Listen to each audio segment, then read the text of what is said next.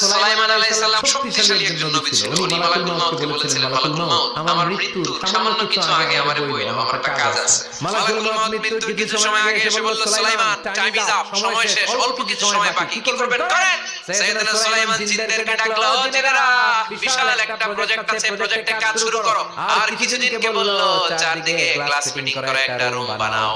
সাইয়েদনা সুলাইমান আলাইহিস সালাম class meeting করার রুমের ভিতরে ঢুকলেন। এই রুমে ঢোকার দরজা নাই, হাতে একটা লাঠি নিলেন, লাঠির মধ্যে ভর করে দাঁড়িয়ে রইলেন আর জিনদের দিকে তাকিয়ে রইলেন। জিনেরা এত বদমাশ ছিল, সাইয়েদনা সুলাইমান দাঁড়িয়ে না থাকলে কাজ করতো না। সুলাইমান আলাইহিস সালাম লাঠির মধ্যে ভর দিয়ে দাঁড়িয়ে রইলেন আর বললেন, কাজ করো। জিনেরাও কাজ শুরু করলো। ওদিকে মালাকুল মাউত এসে বলল, সুলাইমান সময় তো শেষ। সুলাইমান বলে, সমস্যা নাই, রুকু করো। মালাকুল মাউত ওইভাবে লাঠিতে ভর দেওয়া অবস্থায়, দাঁড়ানো অবস্থায় সাইয়েদনা সুলাইমান আলাইহিস সালামের রুকু করে নিলেন। উনি এমন ভাবে দাঁড়িয়েছেন, রূহ চলে গেল, লাশ হয়ে দাঁড়িয়ে